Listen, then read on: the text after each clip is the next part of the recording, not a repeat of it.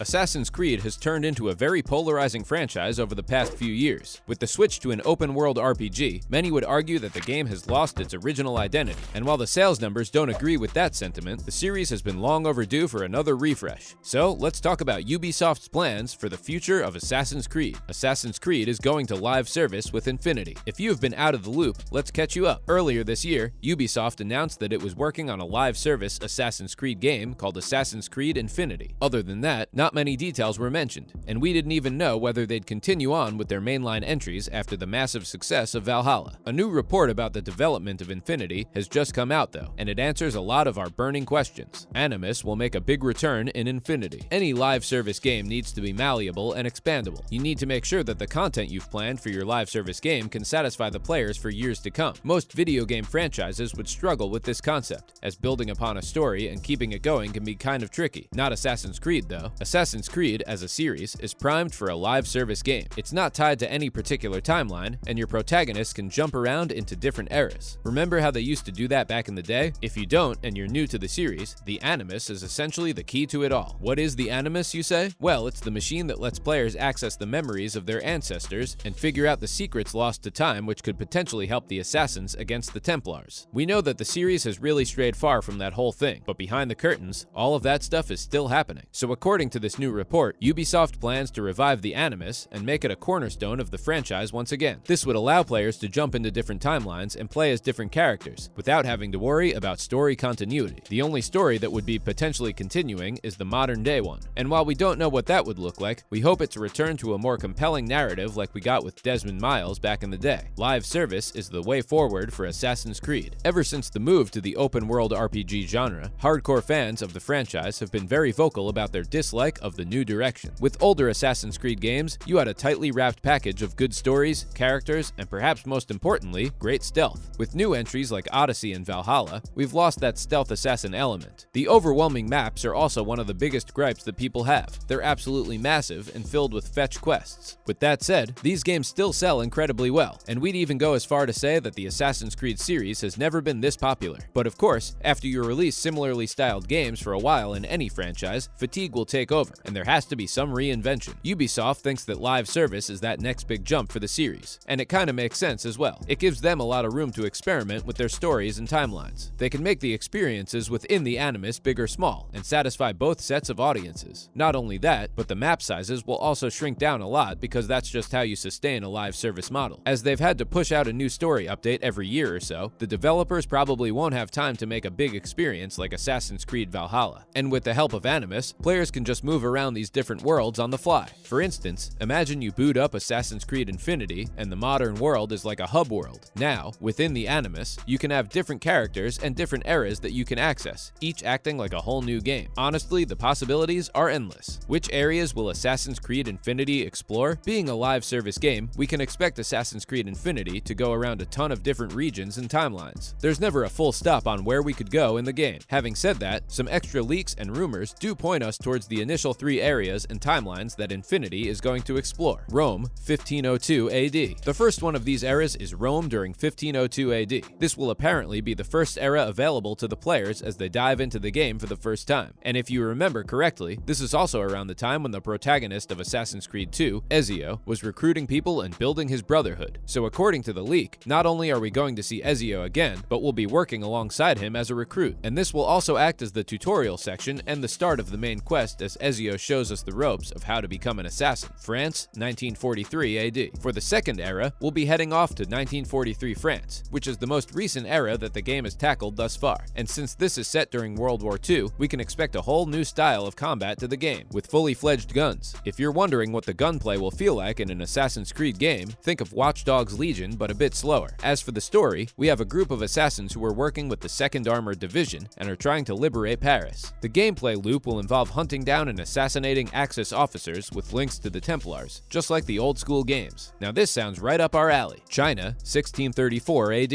And last but not least, the game will also head off into the Ming Dynasty China. This is one of the most requested regions in the series, and has not been explored in any mainline entry before, so it will be a new experience for the players. During this era, you'll be helping the local peasant rebellion against their tyrant rulers, who of course will have links to the Templars. Other than these 3, we'll have 2 more timelines available at launch, but the details for those are sadly still vague. If we had to guess though, Japan has always been one of the most requested regions for an Assassin's Creed game. The Shinobis and their fight during feudal Japan fit perfectly with everything that the series has stood for. However, we could see Ubisoft take a more conservative approach and wait longer before going to Japan. Why? Because Ghost of Tsushima, which is a similar game to Assassin's Creed, has already tackled the region and has done a stellar job with it. So it wouldn't surprise us if Ubisoft chose to avoid any comparisons to Ghost of Tsushima. What does Assassin's Creed Infinity need to be successful? Live service is a big buzzword within the gaming industry these days. Games like Destiny 2 have been incredibly successful by adopting this business strategy. However, when it comes to a single-player franchise moving to a live service model, the reaction from the player base is more often than not pretty negative. We have witnessed a ton of live service failures, like Marvel's Avengers and Anthem, games that just failed to deliver on their promises and didn't have enough content to keep their audience engaged. And this is exactly why the launch window is so important for an ongoing game. It's always trial and error with anything of this nature, but having enough content to satiate players until the next update is key to any game's success. We have seen a massive dip in the player count when it comes to games that don't have a lot of launch content. Halo Infinite, for example, had great reviews and was loved by most people across the board. However, a lack of updates has left players with nothing to play, and the game is losing ground rapidly. Ubisoft needs to make sure that they inject the game with regular content and don't let things go bland. You may not have noticed, but the publisher is actually already testing out its approach for Infinity. We've seen big content updates being pushed into Valhalla, with the game receiving new areas for players to explore, and this is essentially what a live service game does as well. So we have some confidence that Ubisoft will learn from all the feedback that it's getting now and apply that to Infinity. Not only that, but the details for 5 different eras at launch also seem very promising. At this point, we're totally on board with the idea of a live service Assassin's Creed game that gives us those older bite-sized stealth experiences. Let's just hope that they actually deliver on their promises. That's a wrap for this video. Do you like the idea of a live service Assassin's Creed game, or do you want Ubisoft to continue with the current formula? Let us know in the comments below. Make sure to give this video a thumbs up and subscribe to our channel for more videos like this.